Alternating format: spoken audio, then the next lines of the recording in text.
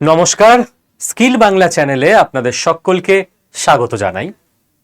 দেখুন, আমাদের ঠিক পাশের দেশ বাংলাদেশে যে কাণ্ড চলছে জিওপলিটিক্যালি, সেটা যখন জিওপলিটিক্সের কেস স্টাডি 5-10 বছর পর পরই সিলেবাসে আপডেট হয়, বাংলাদেশের এই মুহূর্তের ক্রাইসিসটা জিওপলিটিক্যাল কেস স্টাডিগুলোর মধ্যে অন্যতম জটিল চ্যাপ্টার হিসেবে ইতিহাসে গণ্য হবে।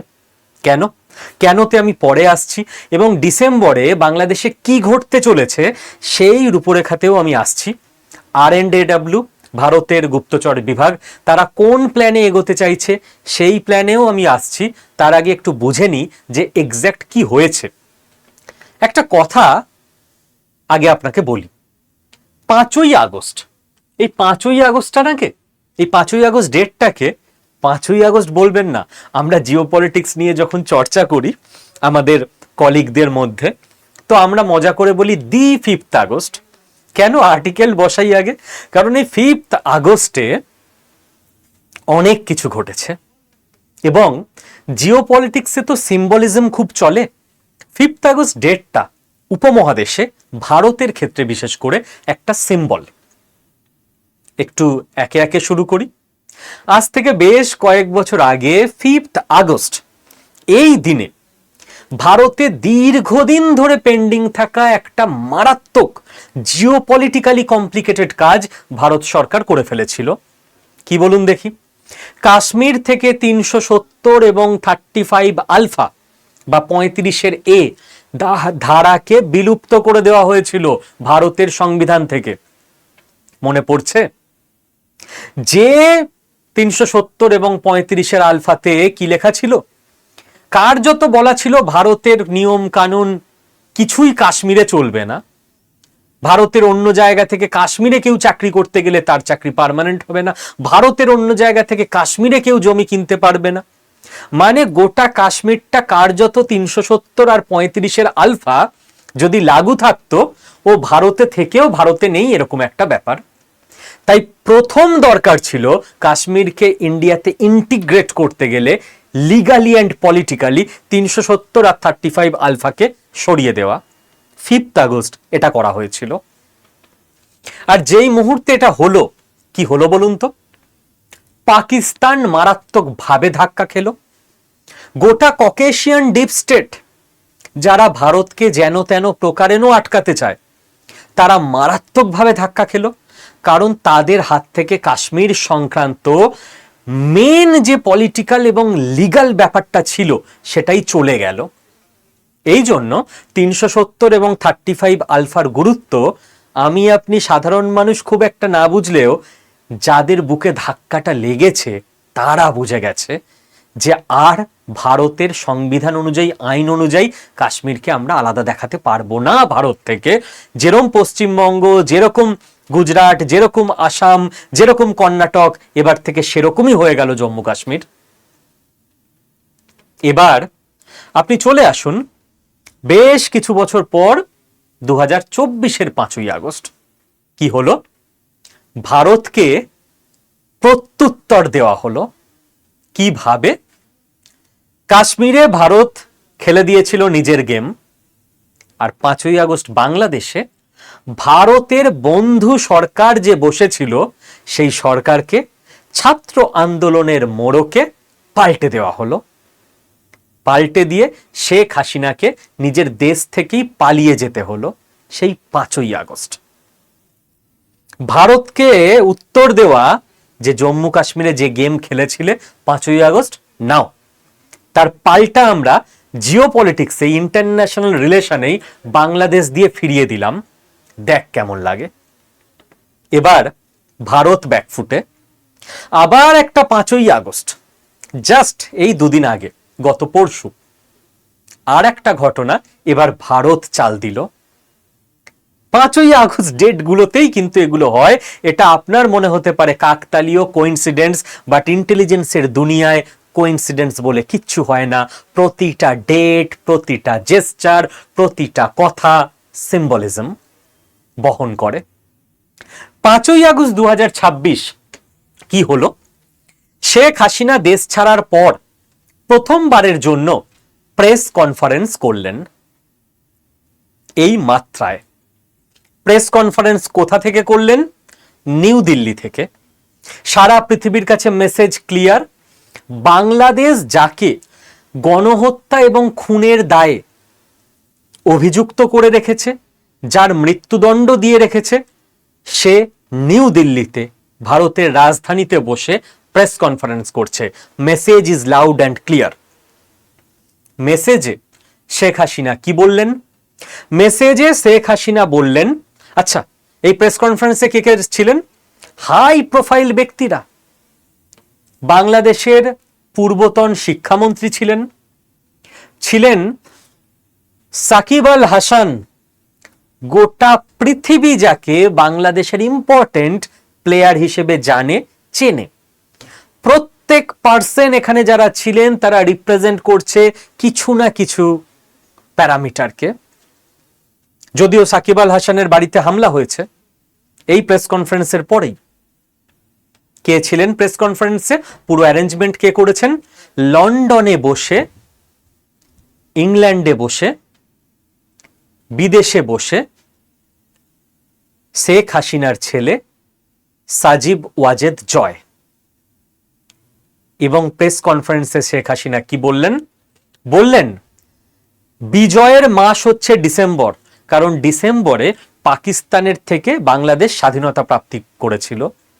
বিজয়ের মাসে আমি আমার দেশে ফিরব। উপমহাদেশের রাজনীতিতে এর থেকে বড় ঘোষণা এই দশকে আর কিছু হয়নি। গোটা বাংলাদেশ উত্তাল। বাংলাদেশে সরকার সমস্ত মিডিয়াতে ব্যান করে দিয়েছে, এই সাক্ষাৎকার দেখানো যাবে না। বাট ইউটিউব ফেসবুকের যুগে আপনি মিডিয়া ব্যান কিভাবে কতটা করতে পারবেন? বাংলাদেশের মানুষের ঘরে ঘরে ফোনে ফোনে পৌঁছে গেছে এই সাক্ষাৎকার।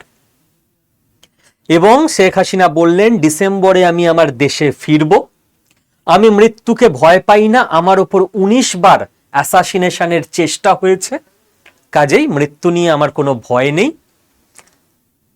আওয়ামী লীগ যেটা শেখ হাসিনার দল, তার কর্মীদের মার্ডার করা হচ্ছে, জেলে পোড়া হচ্ছে, বিভিন্ন অকারণে কেস দেওয়া হচ্ছে লিগালি। তো কর্মীদের পাশে দাঁড়াতে উনি দেশে যাবেন, তাতে করে যদি ওনাকে গ্রেপ্তার করা হয় বা মৃত্যুদণ্ড দেওয়া হয় বা যাই করা হোক, উনি ভয় পান না। Announcement is loud and clear.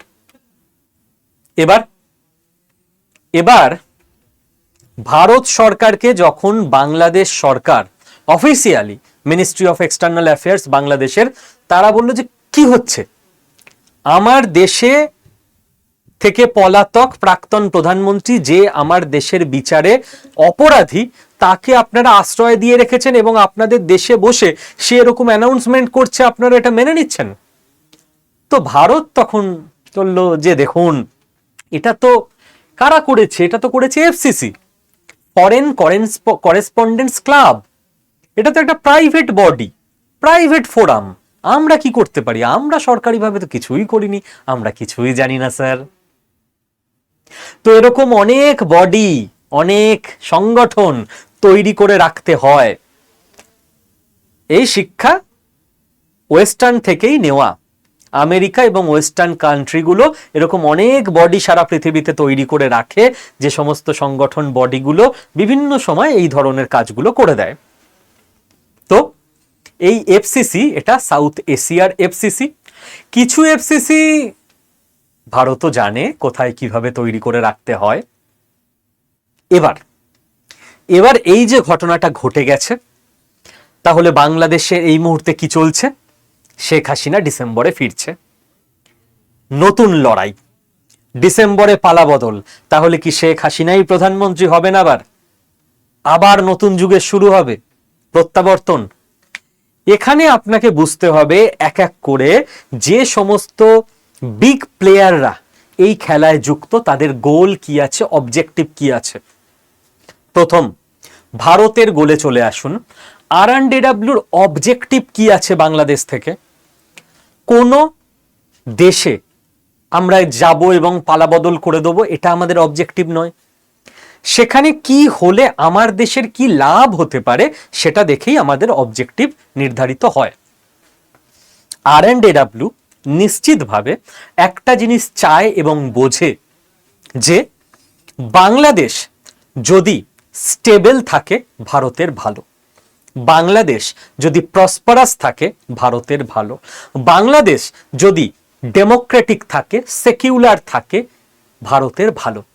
কারণ ভারতের ঠিক পাশে একটা আনস্টেবল নেশন যদি তৈরি হয়, একটা র্যাডিক্যাল নেশন যদি তৈরি হয়, তাহলে পাকিস্তানের মতোই আর একটা সেকেন্ড নেশনকে আমরা পাবো, এবং সেটা ভারতের ইন্টারনাল সিকিউরিটির জন্য বা জিওপলিটিক্সে ভারতের অবস্থানের জন্য সব দিক থেকেই গন্ডগোলের।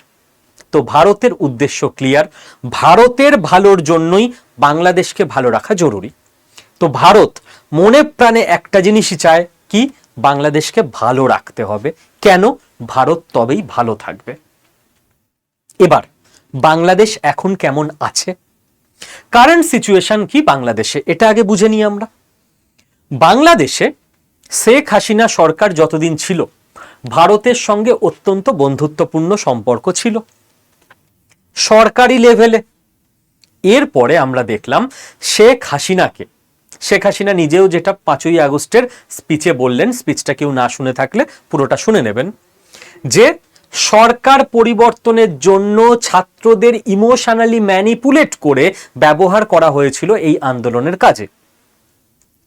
তো শেখ হাসিনাকে, এবং এটা কেন করা হয়েছিল? কারণ আমেরিকা জো বাইডেনের সময় শেখ হাসিনার থেকে চেয়েছিল কক্সবাজারের নিচের দিকে একটা ছোট্ট দ্বীপ, সেন্ট মার্টিন দ্বীপ, এবং শেখ হাসিনা এটা দিতে অস্বীকার করেন যে দেব না এই দ্বীপ, বাংলাদেশের সার্বভৌমত্ব নষ্ট করব না, বাংলাদেশের ল্যান্ড আমেরিকার হাতে তুলে দেব না। আমেরিকা শেখ হাসিনাকে তার জবাব দেয়, শেখ হাসিনা পেয়ে যায় আমেরিকার শক্তির প্রদর্শন কাকে বলে সেটা দেখতে পেয়ে যায়।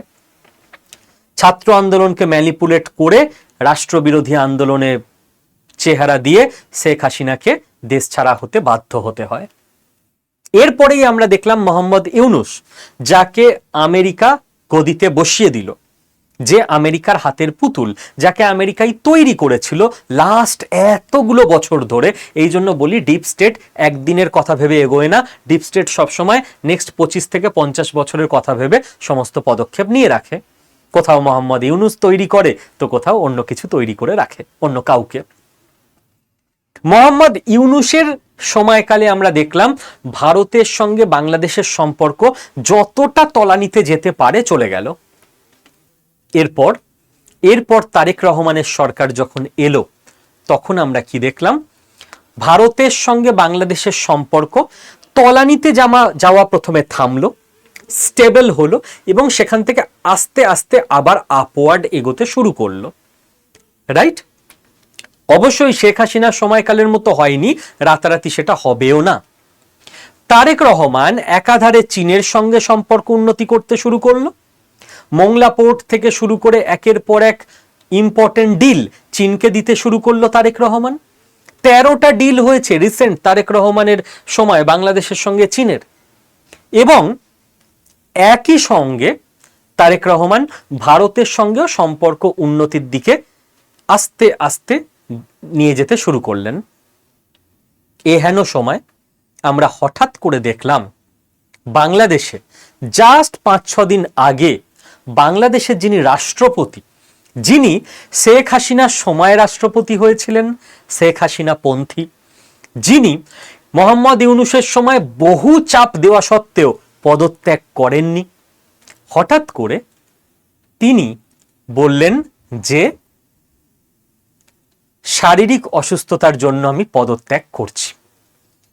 এবং ঠিক তার কদিন আগেই আমেরিকার একের পর এক গুরুত্বপূর্ণ ডেলিগেশন টিম বাংলাদেশের অফিসারদের সঙ্গে এবং হাই লেভেল লিডারশিপের সঙ্গে মিট করে। সূত্র মারফত এটুকু জানা যাচ্ছে যে আমেরিকা পরিষ্কার তারেক রহমানকে এটা বলে, আমাদের ডিল শেখ হাসিনা নেয়নি, পরিণতি কি হয়েছে আপনি দেখে নিয়েছেন, এবার আপনার প্রতি আমাদের ডিল, আমাদের ইয়েসম্যান মোহাম্মদ ইউনূসকে রাষ্ট্রপতির সিট দিতে হবে। রাষ্ট্রপতির চেয়ার যদি মোহাম্মদ ইউনূসকে না দেন তাহলে আপনারও কি হবে বুঝে নিন। এবং আমরা সঙ্গে সঙ্গে দেখলাম যে যিনি এই মুহূর্তের প্রেজেন্ট রাষ্ট্রপতি তিনি পদত্যাগ করলেন, নতুন রাষ্ট্রপতি নির্বাচন হবে। এবার এই রকম কারেন্ট সিচুয়েশনে আপনাকে নেক্সট বুঝে নিতে হবে MSS এর গোল কি আছে বাংলাদেশকে কেন্দ্র করে। MSS মানে চীনের যারা সিক্রেট এজেন্সি, গুপ্তচর সংস্থা, তাদের নাম। দেখুন MSS একটা জিনিস বোঝে যে বাংলাদেশের স্ট্র্যাটেজিক লোকেশন দুটো কারণে অত্যন্ত গুরুত্বপূর্ণ। নাম্বার ওয়ান, আমেরিকা চায় বাংলাদেশ বা বাংলাদেশের পার্শ্ববর্তী অঞ্চলে ঘাঁটি বানিয়ে চীনকে টক্কর দিতে, চীনকে চাপে রাখতে, এবং সেই জন্যই আমেরিকাকে টক্কর দিতে, আমেরিকাকে চাপে রাখতে যদি বাংলাদেশকে চীন ছিনিয়ে নিতে পারে আমেরিকার হাত থেকে, তাহলে জিওপলিটিক্যালি চীনের একটা বড় জয় হবে এবং আমেরিকার একটা হার হবে। এই কারণে বাংলাদেশ চীনের কাছে অত্যন্ত গুরুত্বপূর্ণ। এবং দুই, চীন আর একটা জিনিস খুব ভালো করে বোঝে, সেটা হচ্ছে বাংলাদেশের লোকেশন এমন একটা জায়গায়, যেই জায়গাকে ব্যবহার করে চীন ভারতের ওপর সব সময়ের জন্য একটা চাপ তৈরি করে রেখে দিতে পারে। তার কারণ হচ্ছে ভারতের নর্থ ইস্টের গোটা 8টা রাজ্য মেনল্যান্ড ইন্ডিয়ার সঙ্গে যে চিকেন নেক করিডর বা শিলিগুড়ি করিডর দিয়ে যুক্ত, তার ঠিক পাশের জায়গাটা বাংলাদেশ। বাংলাদেশে যদি চীনের আধিপত্য থাকে, ভারত সব সময় চীনকে সমঝে চলবে যে চীনকে খোঁচানো সম্ভব নয়, তাহলে চীন বাংলাদেশের মাধ্যমে ভারতের চিকেন নেকে যদি কিছু করে দেয়, ভারত ফিনিশ। এ কারণে চীন, আমেরিকা এবং ভারত, অর্থাৎ চীনের ঠিক আগে থাকা কম্পিটিটর এবং চীনের ঠিক পরে থাকা কম্পিটিটর, দুটো কম্পিটিটরকেই বাজিমাত করে দিতে পারে একটা বাংলাদেশ চালে। এবং MSS ঠিক এটাই চায়। MSS একটা জিনিস খুব ভালো করে বোঝে যে বাংলাদেশের এই মুহূর্তে লোন দরকার, টাকা দরকার, ইনফ্রাস্ট্রাকচার দরকার, ডেভেলপমেন্ট দরকার, এবং চীন টাকার থলি নিয়ে রেডি বাংলাদেশকে হেল্প করার জন্য। নেক্সট, CIA এর গোল। CIA কি চায়? আমেরিকার গুপ্তচর সংস্থা। CIA এর চাওয়াও খুব ক্লিয়ার। বাংলাদেশে CIA চায় আমেরিকার ঘাঁটি, যে ঘাঁটি থেকে শুধু চীন নয়, গোটা ইন্দো প্যাসিফিক অঞ্চলের একটা স্ট্র্যাটেজিক লোকেশনে আমেরিকার মিলিটারি, অ্যাকচুয়ালি আমেরিকার নেভি এবং এয়ারফোর্স, তারা সব সময় একটা অ্যাডভান্টেজে থাকতে পারবে এবং দরকার মতো চীনকে কাউন্টার করতে পারবে। আমেরিকা এটাও বোঝে চীনের পর নেক্সট বৃহৎ পরাশক্তি হিসেবে উঠে আসছে ভারত, কাজেই ভবিষ্যতে ভারতকে কাউন্টার করতে গেলে ভারতের কাছেও একটা পয়েন্ট দরকার আমেরিকার, আর সেই পয়েন্টটা আবারও আমেরিকার জন্যও হতে পারে বাংলাদেশ। আমেরিকা থার্ড আর একটা ব্যাপারে ইন্টারেস্ট রাখে, সেটা হচ্ছে ভারতবর্ষের উত্তর পূর্বের রাজ্যগুলোতে দীর্ঘদিন ধরে মূলত ব্রিটিশ সিক্রেট সার্ভিসের সুপারভিশনে গড়ে তোলা হচ্ছিল একটা জেসাস করিডর, অর্থাৎ বিদেশি সংস্থাগুলো থেকে ভারতীয় NGO গুলোতে ফান্ডিং দিয়ে ভারতের অধিবাসী যারা জনজাতি আছেন তাদেরকে গ্র্যাজুয়ালি খ্রিস্ট ধর্মে কনভার্ট করা। এবং এটা একটা লং টার্ম প্ল্যান আমেরিকা এবং তারও আগে ইংল্যান্ড এখন একটু দুর্বল হয়ে পড়েছে বলে মেন গেমে আমেরিকা এগিয়ে এসছে, যে এই জায়গায় যদি একটা খ্রিস্টান কান্ট্রি গঠন করা যায় এবং ধর্মের বা রিলিজিয়ানের কমননেস থেকে যে কান্ট্রিটা ওয়েস্টার্ন কান্ট্রি, ইউরোপ এবং আমেরিকার সঙ্গে অ্যালাইন্ড থাকবে, সেই কান্ট্রিটার মারফত চীন এবং ইন্ডিয়া দুটো দেশকেই কন্ট্রোল করা সম্ভব হবে ওয়েস্ট এবং আমেরিকার। নতুন দেশ গঠনের স্বপ্ন এটা CIA রাখে। এহেন অবস্থায় যেটা আমাদের বুঝতে হবে যে তাহলে কি হতে চলেছে। এরকম জটিল জিওপলিটিক্যাল চেসবোর্ড খুব কম দেখা গেছে পৃথিবীতে। আমরা ইরান নিয়ে কথা বলি, আমরা ইউক্রেন নিয়ে কথা বলি, কিন্তু সব থেকে গুরুত্বপূর্ণ খেলাটা খেলা হচ্ছে এই মুহূর্তে ভারতের ঠিক পাশের জায়গায়, যারা পশ্চিমবঙ্গে আছেন তাদের ঠিক একটু দূরে বাংলাদেশে। গোটা পৃথিবীর বড় বড় মাথাদের মাথায় এই মুহূর্তে চলছে একটাই নাম, বাংলাদেশ। কেস নাম্বার 1 যেটা হতে পারে সেটা হচ্ছে শেখ হাসিনাকে ভারত বাংলাদেশ পাঠিয়ে দিল এবং ভারত চাইছে যে বাংলাদেশে গিয়ে শেখ হাসিনার যা হয় হোক, বাংলাদেশ যদি তাকে মৃত্যুদণ্ড দেয় দিক, যদি তাকে জেলে রেখে দেয় রাখুক। বাংলাদেশের সঙ্গে ভারতের যে সম্পর্কের অবনতি হয়ে রয়েছে, যে শেখ হাসিনাকে তোমরা যদি আশ্রয় দিয়ে রাখো ভারত, তাহলে যদি তারেক রহমান বলেন তোমাদের সঙ্গে আমাদের সম্পর্কের উন্নতি সম্ভব নয়।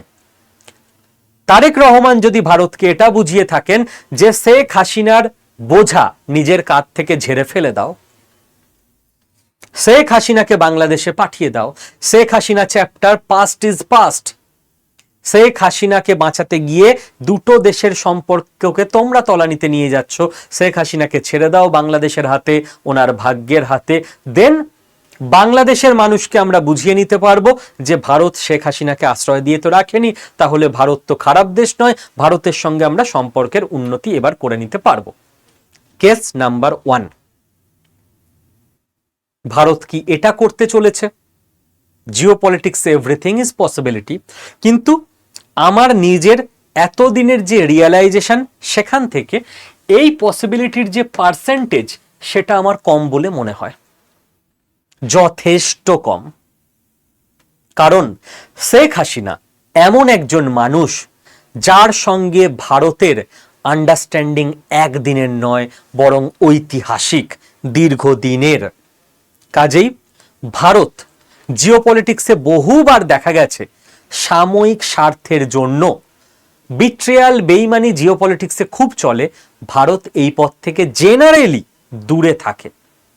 কাজেই একজন মানুষ যাকে বাংলাদেশে পাঠিয়ে দিয়ে নিজের দায় ঝেড়ে ফেলে তাকে মৃত্যুর মুখে ঠেলে দেবে, ভারত এ পথে যাবে এই সম্ভাবনা খুব কম।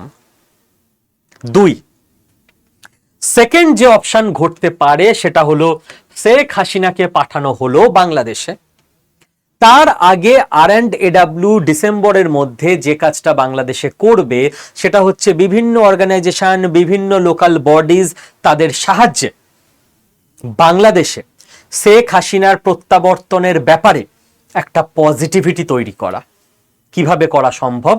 তার কারণ বিএনপি যে দলটা এই মুহূর্তে শাসন ক্ষমতায় রয়েছে, তাদের যে গ্রামাঞ্চলের ক্যাডার, সেই ক্যাডারটা কিন্তু এখনো আওয়ামী লীগের ক্যাডারদের মতো হতে পারেনি। আওয়ামী লীগ দীর্ঘ এতদিন ধরে তাদের যে নেটওয়ার্ক এবং লয়াল ক্যাডার বেস তৈরি করে রেখেছে, বিএনপি এখনো তাকে টক্কর দেওয়ার মতো জায়গায় পৌঁছায়নি। 3 থেকে 4 মাস R&AWর কাছে যথেষ্ট। আওয়ামী লীগের 3 থেকে 4 কোটি ক্যাডার আছে, সমর্থক আছে বাংলাদেশে আজও, যাদেরকে উজ্জীবিত করে নির্দিষ্ট নেটওয়ার্কের মাধ্যমে সংগঠিত করে রেডি থাকা, শেখ হাসিনা বাংলাদেশে যখন প্রবেশ করবে তখন শেখ হাসিনাকে সামনে রেখে দেশব্যাপী মারাত্মক একটা মাস মুভমেন্ট গড়ে তোলার। এবং শেখ হাসিনা বলেছেন যে তিনি বেনাপোল সীমান্ত দিয়ে বাংলাদেশে প্রবেশ করবেন এবং বঙ্গবন্ধুর মাজারে প্রণাম করে উনি বাংলাদেশে প্রবেশ করবেন। সেক্ষেত্রে অনুমান করাই যায় খুলনা থেকে, যশোর থেকে, এই যে আশেপাশের জেলাগুলো, এখান থেকে অন্তত 4 থেকে 5 লক্ষ শেখ হাসিনার লয়াল সমর্থক, তারা শেখ হাসিনাকে ঘিরে থাকবে। এবং 5 লক্ষ মানুষ যখন একসঙ্গে এগিয়ে যায় তখন তারেক রহমানের প্রশাসনের কাছে এটা অ্যাসিড টেস্ট হয়ে যাবে যে 5 লক্ষ মানুষের ওপর কখনো গুলি চালানো সম্ভব নয়। ঠিক যে সিচুয়েশনে শেখ হাসিনাকে ফেলা হয়েছিল, লক্ষ লক্ষ মানুষ গণভবনের দিকে এগিয়ে আসছে, এদের ওপর গুলি চালানো তো সম্ভব নয়। গুলি যত চলবে আন্দোলন তত তীব্র হবে। ঠিক সেই রকম কি কোনো ঘটনা ঘটতে চলেছে এবার উল্টো দিকে, যে মবকে লিড করছেন শেখ হাসিনা এবং আর্মি, পুলিশ, প্রশাসন গুলি চালাতে পারছে না, কারণ 5 লক্ষ মানুষ একসঙ্গে যাচ্ছে। এবার আপনি বলবেন যে স্যার মারাত্মক টাফ সিচুয়েশন হয়ে যাবে, কারণ স্নাইপার থাকতে পারে, অনেক কিছু ঘটতে পারে। শেখ হাসিনার জীবনও কিন্তু 100% সুরক্ষিত আমরা বলতে পারি না, ওই মবের মধ্যে যে কোনো কিছু যে কোনো কেউ করে দিতে পারে, ইয়েস পারে। কিন্তু আপনাকে বুঝতে হবে R&AWর গ্রাউন্ড ক্ষমতা কতটা। একটা উদাহরণ দিই, গণভবনে বসে রয়েছেন প্রধানমন্ত্রী শেখ হাসিনা, 2 বছর আগের কথা। পুলিশ তার, আর্মি তার, ইন্টেলিজেন্স ব্যুরো তার, লোক তার, দেশ তার। সব আর্মি, সব পুলিশ, সব ইন্টেলিজেন্স ব্যুরো তো তার এগেনস্টে চলে যায়নি, কিছু লোক তো তার ছিলই। তার কাছে এক্স্যাক্ট খবর নেই যে গ্রাউন্ডে কি ঘটছে, যে মব কতটা ক্ষিপ্ত, মবের কাছে কি অস্ত্র রয়েছে, মবকে কারা লিড করছে, লিডারদের কি প্ল্যান রয়েছে, গণভবন অ্যাটাক হবে কিনা, তার আর্মির মধ্যে কারা তার এগেনস্টে চলে গেছে, তার কাছে খবর নেই। কিন্তু শেখ হাসিনা নিজেও বলেছেন যে ইন্ডিয়া থেকে একজন ইম্পর্টেন্ট মানুষের ফোন আসে, কোনো নাম তিনি বলেননি। সেই মানুষটাকে আপনারা সবাই আশা করি আন্দাজ করতে পারছেন, এবং আমরা বুঝতে পারি যে নিশ্চয়ই তিনি সেই সময় বলেছিলেন, madam it's time, leave. Sheikh Hasina সঙ্গে সঙ্গে আকাশপথে চলে এসেছিলেন ভারতের আগরতলায়, ত্রিপুরায়, সেখান থেকে উনি চলে আসেন দিল্লিতে। তাহলে যার কাছে প্রত্যেকটা মিনিটের গ্রাউন্ড রিপোর্ট ছিল ইন্ডিয়াতে বসে, মব কত দূর এগোচ্ছে, মব কতটা বিশৃঙ্খল হচ্ছে, মবের কাছে কি অস্ত্র রয়েছে, মবকে কারা লিড করছে, লিডারদের প্ল্যান কি, কোন মুহূর্তে অ্যাটাক হতে পারে, কোন মুহূর্তে ডিসিশন নিতে হবে, ইটস টাইম, লিভ। তাহলে গ্রাউন্ডে কোন লেভেলের হোল্ড R&AW রাখে সেটা সারা পৃথিবী বুঝতে পেরে গেছিল ওই একটা ঘটনায়, যে ইন্ডিয়াতে বসে বিদেশের একজন প্রাইম মিনিস্টারের জীবন ইন্ডিয়া বাঁচিয়ে নিচ্ছে। It's not a matter of joke. তো যদি এই 5 লক্ষ মব মাস একসঙ্গে এগিয়ে যায়, R&AW জানে তার সিকিউরিটি, তার সেফটি, তার প্রত্যেকটা অলি গলি কিভাবে প্ল্যান করতে হয়। কেস 3, আমরা এটাও দেখতে পারি যে ভারত একটা এক্সপেরিমেন্ট করতে চাইছে। এই জটিল জিওপলিটিক্যাল চেসবোর্ড যেখানে কোনো দিকে কিছু নড়ছে না, সেই জায়গায় একটা ট্রিগার করা। কি ট্রিগার? শেখ হাসিনা তিনি অ্যানাউন্সমেন্ট করে দিলেন, এবার দেখা কি ঘটে। তারেক রহমান প্রশাসনের ওপর চাপ তো সৃষ্টি হবেই, ওরা মারাত্মক লেভেলে অ্যাক্টিভ হয়ে যাবে যে ভাই ডিসেম্বরে শেখ হাসিনা আসছে, দেশকে কন্ট্রোল করব কি করে, দেশে আবার গৃহযুদ্ধ লাগবে, আবার গুলি চলবে, আবার মানুষ মরবে, সহজ কথা নয়। এই সময় হতে পারে তারেক রহমান পুরোপুরি চীনের দিকে ঝুঁকে গেলেন, যে স্যার বাঁচিয়ে নিন, পারছি না সামলাতে, পাগল হয়ে যাব। এবং ওই যে বললাম, ইন্ডিকেশন দেখা যাচ্ছে চীনের সঙ্গে 13টা ডিল হয়েছে তারেক রহমান সরকারের, এবং চীন হয়তো বলল যে ঠিক আছে, ফুললি আমাদের দিকে ঘুরে যাও, বাকি আমরা বুঝে নিচ্ছি।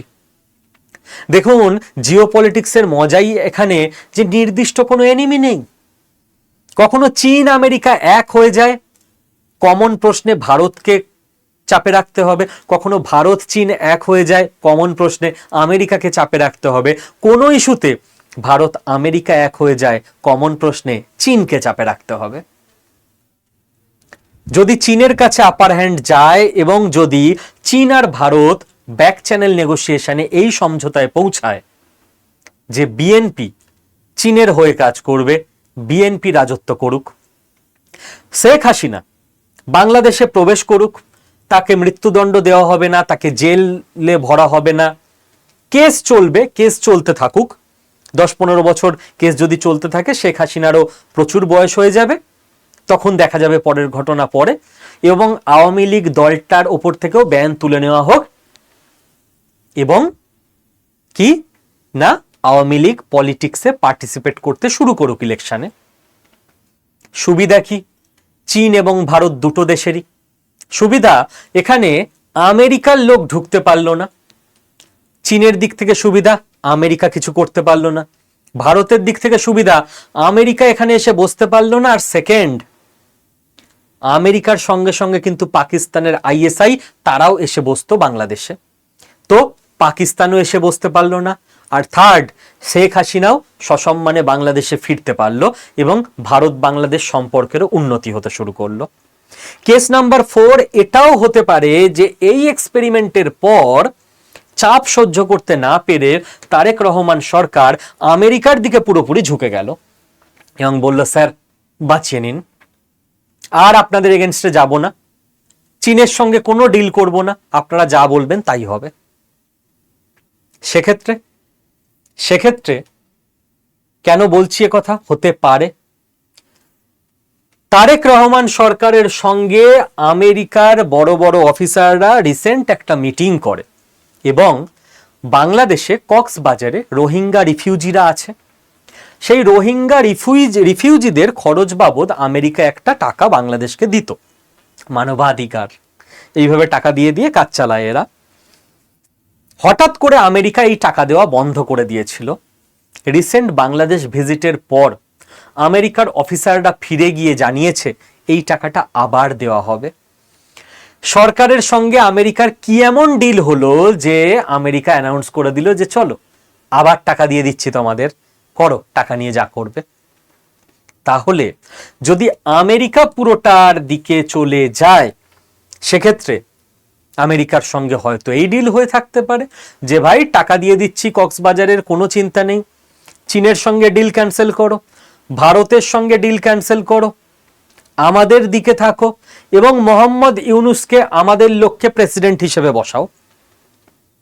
হতে পারে। আবার এই কেস 4 এর মধ্যে হতে পারে যে আমেরিকা বাংলাদেশ ইস্যুতে ভারতের সঙ্গে সমঝোতাতেও চলে এলো। কেন বলছি এ কথা?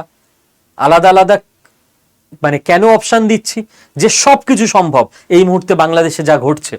আপনি গুগল করে দেখে নিন, ডোনাল্ড ট্রাম্পকে যখন জিজ্ঞেস করা হয়েছিল বাংলাদেশ নিয়ে কি করবেন, কারণ বাংলাদেশে এই সময় এই সমস্ত কাজকর্ম হয়েছিল জো বাইডেনের টাইমে, ডোনাল্ড ট্রাম্প প্রেসিডেন্ট হয়ে বলেছিল my friend Modi will handle Bangladesh. অর্থাৎ ডোনাল্ড ট্রাম্প সরকার পরবর্তী ক্ষেত্রে ট্যারিফ ওয়ার ইত্যাদি নিয়ে তো ভারতের সঙ্গে ঝামেলায় লেগে গেল, বাট তার আগে ওদের প্ল্যান ছিল যে বাংলাদেশের ব্যাপারে ভারতের সঙ্গে মিলে কাজ করো, চাপে রাখো চীনকে। যদি এমনটা হয় যে ভারতের সঙ্গে আমেরিকার ব্যাক চ্যানেল নেগোসিয়েশন এরকমটা হলো যে ভাই ভারত, আমাদের যে ট্রেড ডিল হচ্ছে সেখানে আমাদের কিছু সুবিধা পাইয়ে দাও, বিনিময়ে বাংলাদেশে চীনকে আমরা ধাক্কা মেরে সরিয়ে দিচ্ছি, আমাদের আপার হ্যান্ড থাকছে, পার্শ্ববর্তী দেশ হিসেবে যা তোমরা করতে চাও বাংলাদেশে ফ্রি হ্যান্ড নিয়ে করে নাও, পাকিস্তানকে আমরা ঢুকতে দেবো না, কথা দিয়ে দিচ্ছি। অনেকগুলো ইফ বাটের ওপর দাঁড়িয়ে রয়েছে বাংলাদেশ নামক চেস বোর্ডে এই মুহূর্তে জিওপলিটিক্সে যা কিছু ঘটতে চলেছে সেই সবের হিসেব নিকেশ। এবং নেক্সট 1 বছর অত্যন্ত ইন্টারেস্টিং হবে। প্রায় প্রত্যেক উইকে লিখে রাখুন বাংলাদেশ নিয়ে কিছু না কিছু ঘটবে এবং চীন, ভারত, আমেরিকার সঙ্গে পাকিস্তান লেজুর হিসেবে মেনলি 3টে মহাশক্তি প্রবলভাবে ইনভলভ থাকবে দ্য বাংলাদেশ গেমে। লাস্ট অবধি কারা জিতবে এবং অনেক ওভারল্যাপড কন্ডিশন হতে পারে।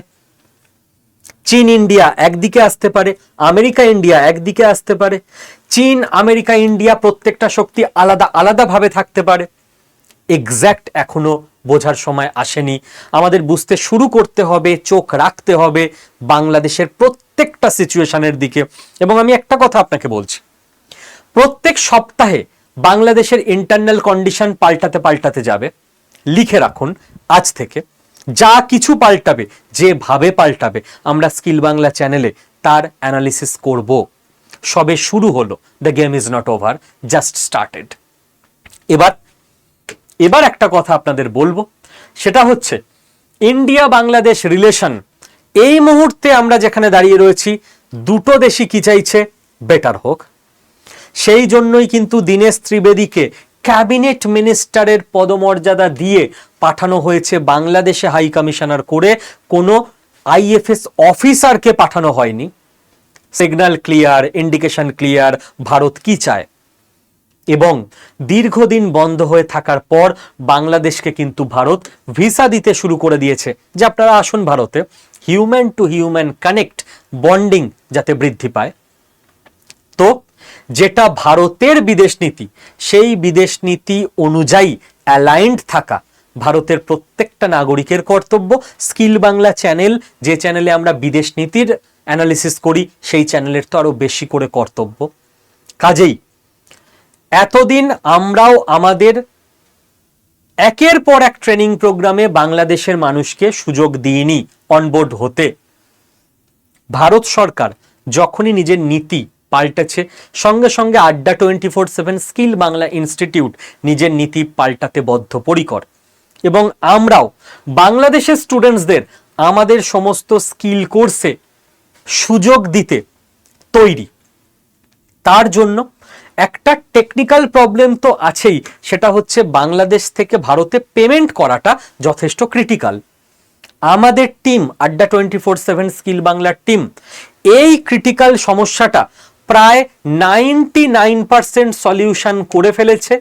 1% কাজ বাকি, যেটা আজকে রাতে হয়ে যাবে বলে আমি আশাবাদী। 1% কাজ বাকি। আপনারা কি করবেন? আপনারা যারা যারা বাংলাদেশের মানুষ আছেন, এই ভিডিওটা দেখছেন, আপনারা জানেন আর্টিফিশিয়াল ইন্টেলিজেন্স এআই এর ওপর আমরা ট্রেনিং দিই অনলাইনে। শনি রবি সন্ধে 7টা থেকে 9:30 ক্লাস হয় বাংলা ভাষায়। এআই আর্টিফিশিয়াল ইন্টেলিজেন্স বাংলাদেশেরও লাগবে, ভারতেরও লাগবে, সারা পৃথিবীর একই সিলেবাস, একই জিনিস। এবং বাংলা ভাষায় ক্লাস হয়। ভারতবর্ষের বেস্ট ফ্যাকাল্টি এই কোর্সে ক্লাস নেবেন। অ্যাসাইনমেন্ট থাকবে ক্লাসের মধ্যে, লাইভ ক্লাস হবে, তার রেকর্ডেড ভিডিও থাকবে এবং ভারতের আইআইটি ম্যাড্রাসের সার্টিফিকেট পাওয়া যাবে এই কোর্স কমপ্লিট হলে, যে সার্টিফিকেটের ভ্যালু বাংলাদেশ থেকে আমেরিকা সব জায়গায় থাকবে। এতদিন আমরা এনরোল করাতে পারতাম না বাংলাদেশের স্টুডেন্টদের, আশা করছি কাল থেকে করাতে পারবো। যারা ইন্টারেস্টেড তাদের একটা কাজ করতে হবে, যারা বাংলাদেশের স্টুডেন্ট তাদেরকে কি করতে হবে? আমরা এই ভিডিওর প্রথম কমেন্টে, মানে পিন্ড কমেন্ট যেটাকে বলে, সেখানে একটা গুগল ফর্ম দিয়ে রাখবো। আপনারা এই ভিডিওর পিন্ড কমেন্টে ক্লিক করবেন, আপনাদের কাছে একটা ফর্ম ওপেন হবে। ওখানে আপনার নাম থাকবে, নাম টাইপ করবেন, ফোন নাম্বার থাকবে, হোয়াটসঅ্যাপ নাম্বার থাকবে, অবশ্যই দুটোই দেবেন। হয়তো আরো 2-4টে প্রশ্ন থাকবে, ওগুলো ফিল করে দেবেন। ফিল করে দেওয়ার পর সাবমিট বলে একটা নিচে বাটন থাকবে, এই বাটনটায় ক্লিক করলেই আপনি আপনার নাম, ফোন নাম্বার, ওই তথ্যটা আমাদের কাছে চলে আসবে। সাবমিটে ক্লিক করার পর আপনি আর কিছু দেখতে পাবেন না, বাট আমাদের কাছে চলে এসছে। আমার টিম আগামী কাল থেকে ওই ফোন নাম্বার ধরে ধরে আপনাদেরকে রিচ আউট করবে, ফোন করবে, ওরা বলেই নেবে আড্ডা 24/7 স্কিল বাংলা থেকে কন্ট্যাক্ট করছি, এবং আপনাদেরকে হাতে ধরে কোর্সে এনরোল করিয়ে নেবে এবং কি করে কোর্স দেখবেন, ক্লাস করবেন সেটাও বুঝিয়ে দেবে। 16ই আগস্ট থেকে ক্লাস শুরু হবে। কাজেই যারা যারা বাংলাদেশের মানুষজন ইন্টারেস্টেড, এতদিন ধরে ওয়েট করেছেন, তারা এই গুগল ফর্মটা ফিল আপ করে দিন। প্রত্যেকে গুগল ফর্ম অতি অবশ্য ফিল আপ করবেন। আর যারা ভারতীয় আছেন তাদের তো কিছু বলার নেই, এটা আমার পার্সোনাল টিমের ফোন নাম্বার। আপনারা যারা এখনো এনরোল হতে পারেননি, 6 মাসে 9 মাসে একবার এই সুযোগ আসে, স্কিল বাংলায় সবসময় ভর্তি হওয়া যায় না। আমার পার্সোনাল টিমকে ফোন করে নিন 9650634247, এই নাম্বারে।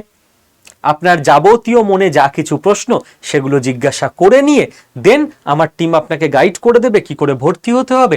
আপনি এনরোল করে নিন এআই কোর্সে, যেখান থেকে আইআইটি ম্যাড্রাসের সার্টিফিকেট পাবেন।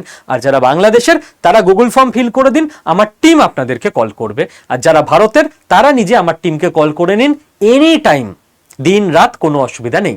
থ্যাংক ইউ, প্রত্যেকে ভালো থাকবেন। স্কিল বাংলা চ্যানেলটা সাবস্ক্রাইব করে রাখুন। অল টাইম নেক্সট 1 বছর ইন্টারেস্টিং হতে চলেছে বাংলাদেশের চেসবোর্ডটা।